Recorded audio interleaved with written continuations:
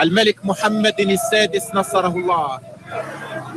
المنتخب الوطني قادما من قطر يحط الرحال بأرض الوطن، أرض العراقة والأمجاد، أرض التاريخ والبطولات والإنجازات التاريخية العظيمة.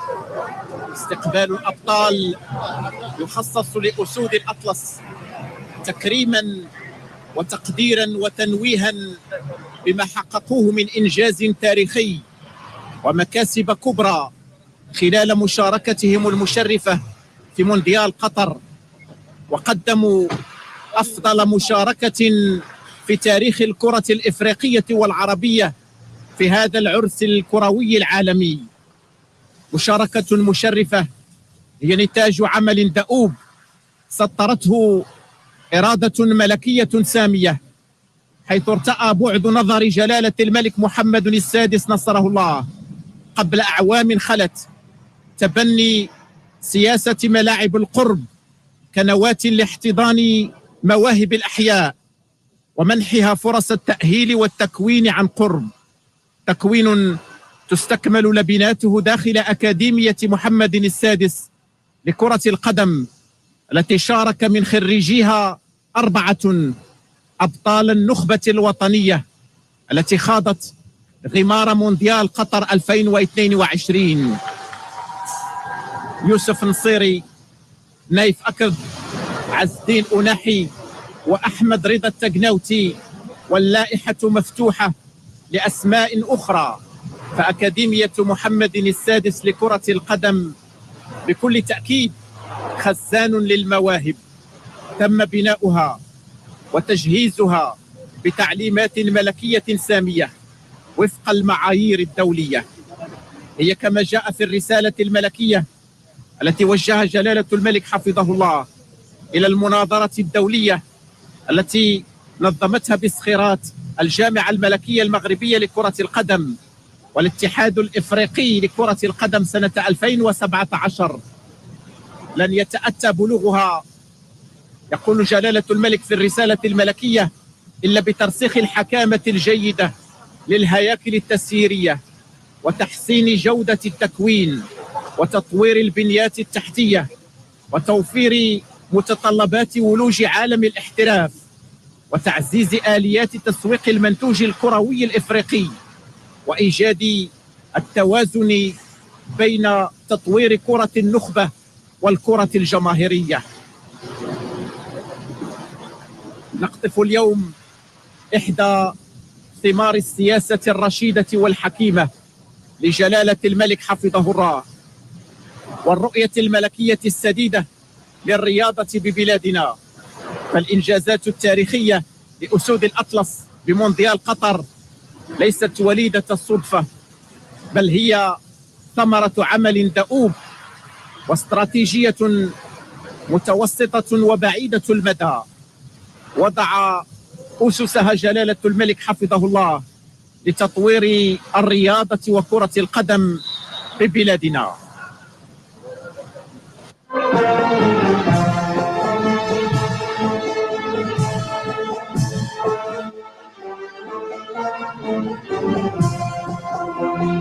على أنغام أنشودة الفرحة والبهجة تلج عناصر المنتخب الوطني أسود الأطلس القصر الملكي بالرباط من لحظة تاريخية بمونديال قطر إلى لحظة تاريخية مميزة عميقة الدلالات هنا بالقصر الملكي بالرباط، حيث تحظى النخبة الوطنية لكرة القدم باستقبال ملكي سامي.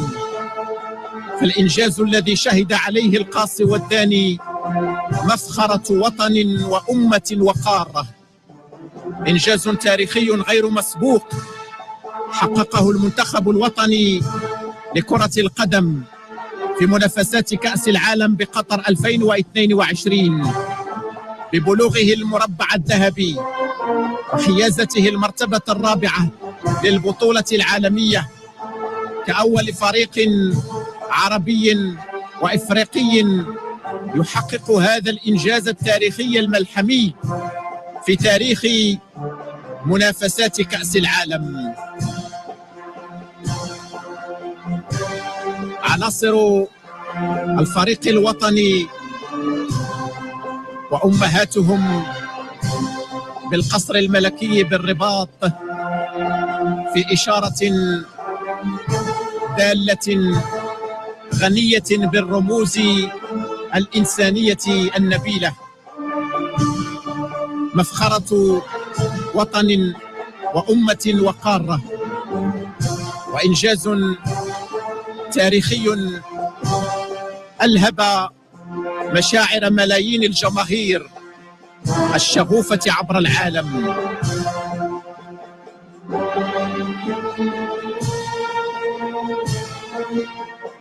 ودروس قدمتها النخبة الوطنية في قيم الوطنية وفخر الانتماء نسجها فريقنا الوطني لكرة القدم بقيادة مدربه الشاب وليد الركراكي ضمن رحلة المونديال بقطر، رحلة مليئة بالأمجاد والبطولات، من حلم إلى رغبة فطموح مشروع بأداء متميز، فإرادة قوية تحققت معها مكاسب وإنجازات تاريخية يخطها المغرب ملكا وشعبا ونخبة وطنية بمداد من الفخر والاعتزاز للرياضة المغربية والعربية والإفريقية.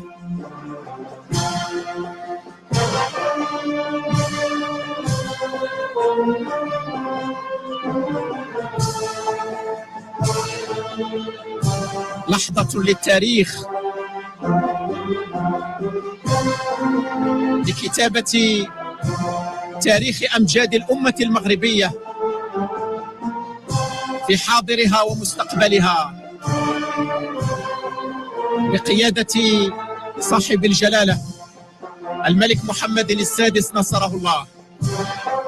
فاليوم نقطف إحدى ثمار السياسة الرشيدة والحكيمة لصاحب الجلالة الملك محمد السادس نصره الله، وللرؤية الملكية المتبصرة للرياضة ببلادنا.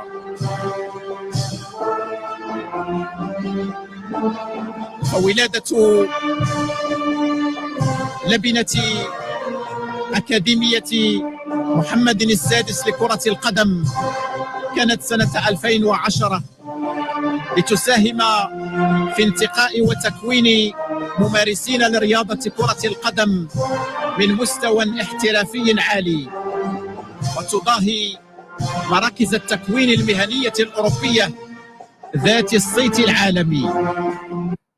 نعم سيدي أعزك الله، يحظى بشرف الاستقبال والتوشيح من طرف جلالتكم نصركم الله رئيس الجامعة ولاعب المنتخب الوطني لكرة القدم المتألق في نهائية كأس العالم قطر 2022، رئيس الجامعة الملكية المغربية لكرة القدم السيد فوزي القجع.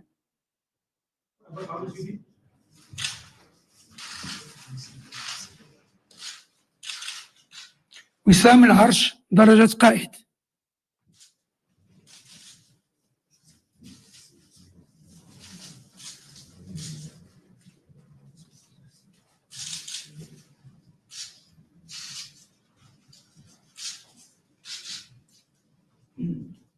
الناخب الوطني السيد وليد الركراكي.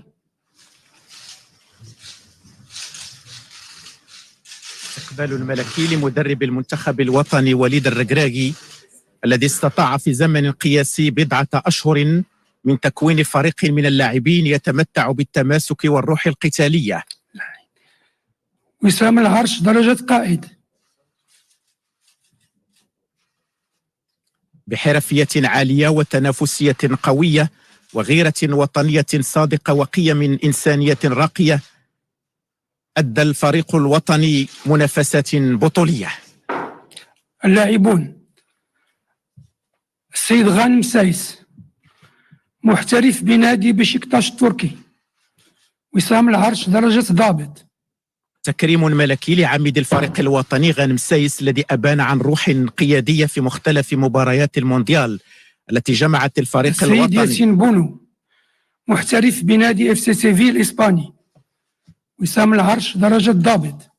حامي عرين أسود الأطلس ياسين بونو أول حارس مرمى إفريقي يحافظ على نظافة شباكه خلال 3 مباريات. أرقام قياسية عديدة دخلت سجل مفاخر النخبة الوطنية. السيد أشرف حكيمي محترف بنادي باريس سان جيرمان الفرنسي. أشرف وسام حكيمي العرش درجة ضابط. أشرف حكيمي تجربة فريدة متفردة كمدافع يحسب له 1000 حساب وجدار منيع انكسرت أمامه كرات الخصم تباعا. وتكريم ملكي لجلالة الملك حفظه الله نصره الله. السيد نصير المزراوي محترف بنادي بايرن ميونخ الألماني. وسام العرش درجة ضابط. نصير مزراوي ذراع آخر من أذرع دفاع المنتخب الوطني الذين عزفوا على أرضية ملاعب قطر سيمفونية مجد كرة القدم المغربية. السيد سفيان أمرابط محترف بنادي فيورنتينا الإيطالي.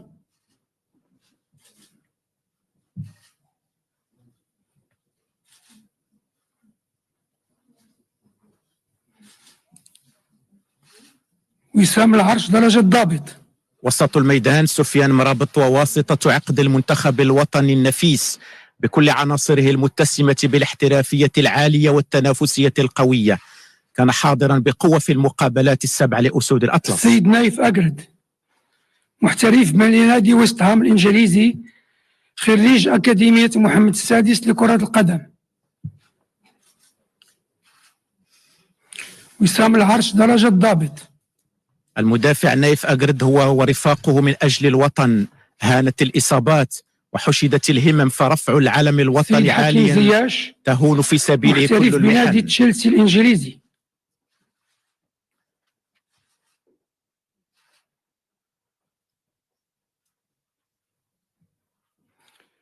وسام العرش درجة ضابط. حكيم زياش ذو القدم اليسرى الذهبية والروح القتالية العالية، المؤمن حتى النخاع بأن النصر لا طعم له إلا تحت الراية الحمراء بالنجمة الخضراء. محترف بنادي أنجي الفرنسي، خريج أكاديمية محمد السادس لكرة القدم.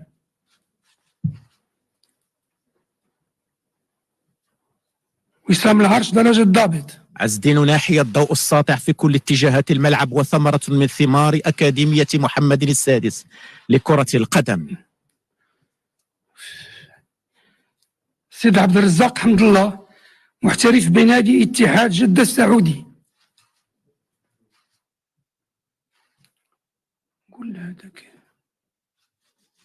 عبد الرزاق حمد الله إسهام في صنع لحظات مونديال 2022. سيد أنس زروري محترف بنادي برلي الإنجليزي. وسام العرش درجة ضابط. أنس زروري سواعد قوية واعدة لمنتخب قوي متماسك، حقق فوزا كان حلما صار حقيقة وشرع الباب نحو عطاءات هي اليوم أحلام ومفخرة. محترف بنادي سامبدوريا الإيطالي. وسام العرش درجة ضابط. قصة نجاح كروية أخرى أضافت لسجلها صفحات مشرقة في مونديال قطر.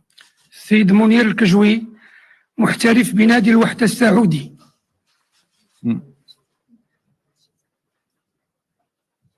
وسام العرش درجة ضابط. منير الكجوي شباك مرمى ملعب التمامة ستظل شاهدة على بلائه الحسن في مباراة المغرب ضد بلجيكا. محترف بنادي كوينز بارك رانجرز الإنجليزي. وسام العرش درجة ضابط. إلياس الشاعر نصف نهائي كأس العالم كان حلما، واللعب من أجل الوطن هو الفرصة لتقديم محترف الأفضل. بنادي تولوز الفرنسي.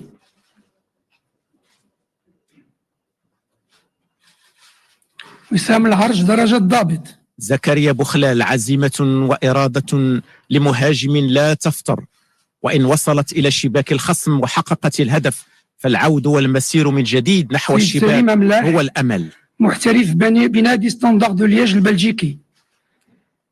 وسام العرش درجة ضابط. سليم أملاح: شغف قوي بالقميص الوطني وإرادة تتحدى الصعاب بتشريفه والشرف بارتدائه. الزلزولي: محترف بنادي أوساسونا الإسباني.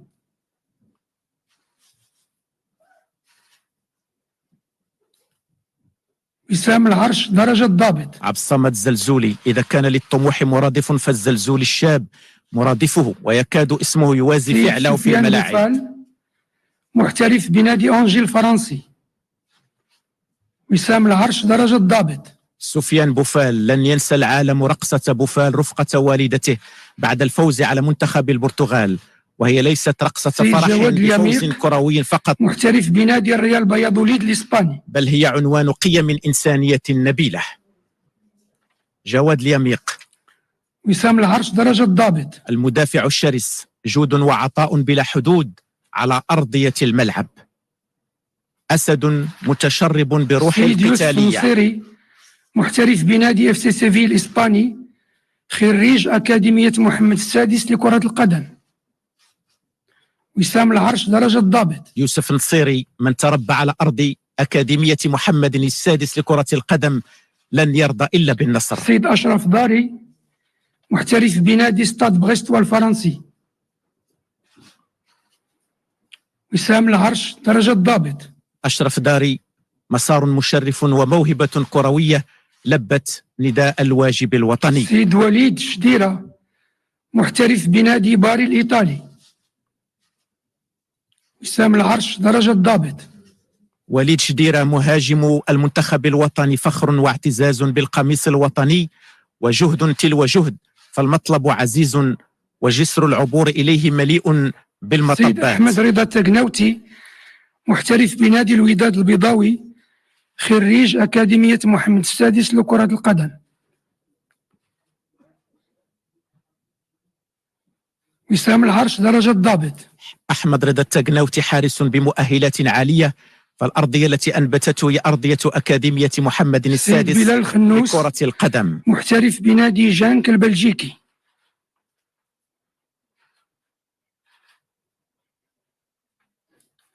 وسام العرش درجة ضابط. بلال خنوس: صغير في عمره، كبير في وطنيته، عملاق في حلمه، أخلاق الكبار وعزيمة الشباب. سيد بدر بانون: محترف بنادي قطر الرياضي.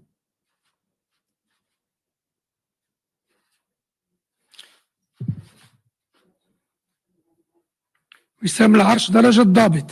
بدر بانون: احترافيته وأخلاقه العالية وقود وطنيته التي يضخها قلبه النابض بحب الوطن. محترف بنادي الوداد البيضاوي. وسام العرش من درجة ضابط.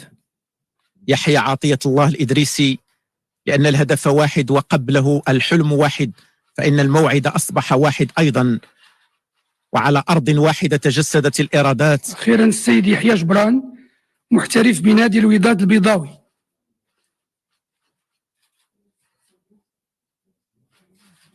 وسام العرش درجة ضابط. يحيى جبران: من كل المشارب الكروية تشربوا، والتحمت الخبرة بالخبرة، وزادت الإرادة الكتيبة قوة، فالتألق أبدا لم يكن صدفة، هو عمل شاق ومسار طويل، لكن بنفس الإصرار والتحدي تحقق ما كان يبدو مستحيلا.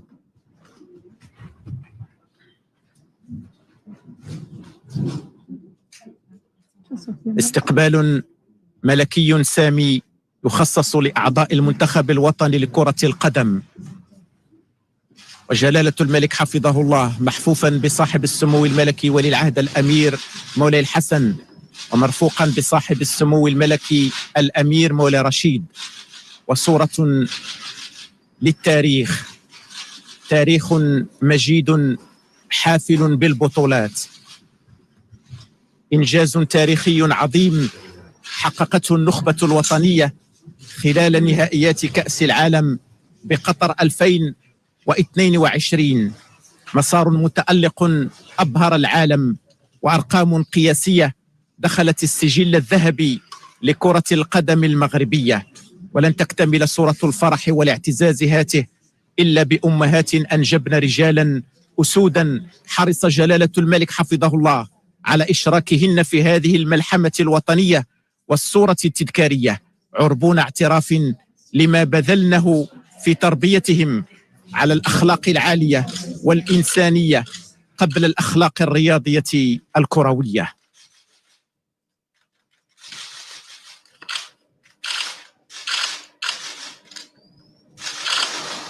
أوسمة ملكية كريمة من يدي صاحب الجلالة الملك محمد السادس نصره الله على صدور أسود الأطلس أبطال المغرب.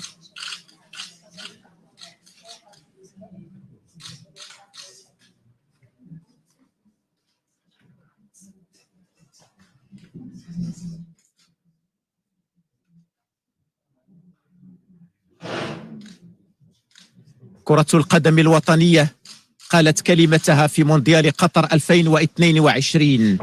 العالم بكامله رأى وعشق المواهب المغربية، أسود الأطلس التي حاربت بندية أقوى وأعتى الفرق. لحظة للتاريخ يقدم خلالها أسود الأطلس إلى صاحب الجلالة الملك محمد السادس نصره الله تذكارا تعبيرا منهم عن المحبة اللامشروطة والوفاء الدائم للعرش العلوي المجيد، والامتنان للرعاية والعناية الملكية السامية التي أحاط بها جلالة الملك حفظه الله أسود الأطلس طيلة منافسات كأس العالم بقطر 2022. هو امتنان وشكر للعناية الملكية الدائمة التي يشمل بها جلالة الملك حفظه الله الرياضة والرياضيين، والتي أثمرت سياسة رشيدة رفعت من شأن الرياضة الوطنية عاليا، وحققت بفضلها مكاسب وإنجازات للتاريخ تشكل مفخرة أجيال وأجيال. هي عناية يوليها جلالة الملك حفظه الله لكافة المجالات والميادين، حرصا من جلالته على ضمان التقدم والتطور الشامل والعيش الكريم لكافة المواطنين، وضمان الصورة المشرفة اللائقة بمغرب التاريخ، مغرب الأمجاد والإنجازات العظيمة.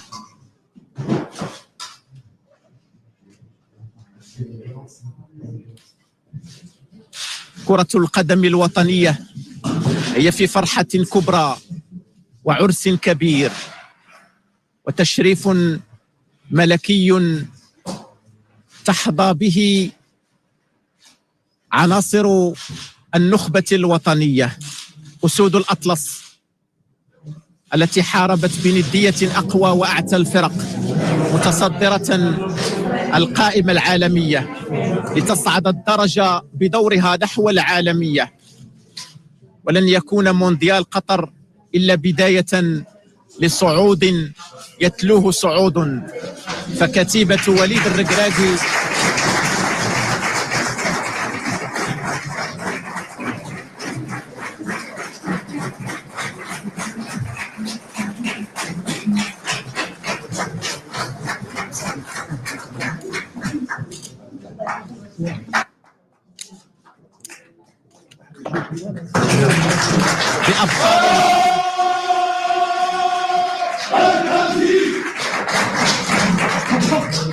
كتيبة وليد الركراكي بأبطالها تعد بالعطاء الكثير وبالإنجازات الكثيرة.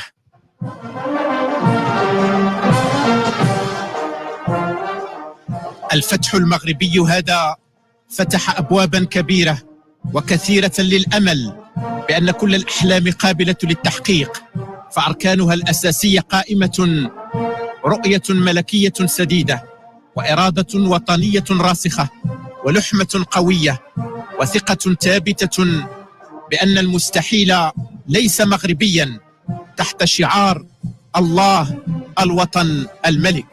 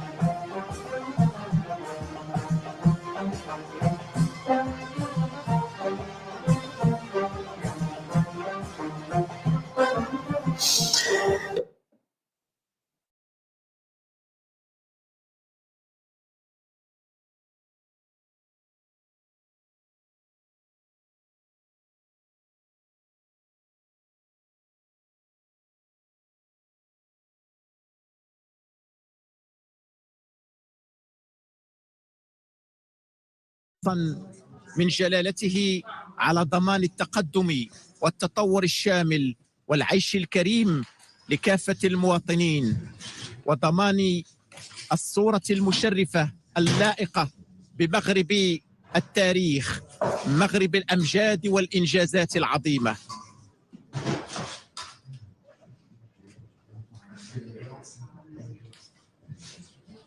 كرة القدم الوطنية هي في فرحة كبرى وعرس كبير وتشريف ملكي تحظى به عناصر النخبة الوطنية، أسود الأطلس التي حاربت بندية أقوى وأعتى الفرق، متصدرة القائمة العالمية لتصعد الدرجة بدورها نحو العالمية. ولن يكون مونديال قطر إلا بداية لصعود يتلوه صعود، فكتيبة وليد الركراكي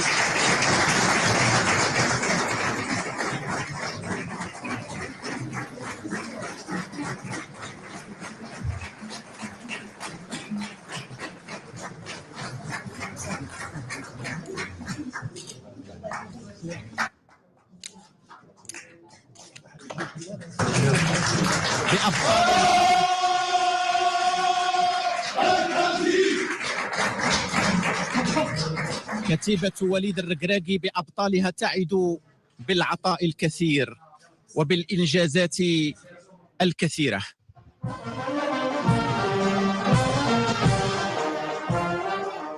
الفتح المغربي هذا فتح أبوابا كبيرة وكثيرة للأمل بأن كل الأحلام قابلة للتحقيق، فأركانها الأساسية قائمة: رؤية ملكية سديدة، وإرادة وطنية راسخة، ولحمة قوية، وثقة ثابتة بأن المستحيل ليس مغربيا تحت شعار الله الوطن الملك.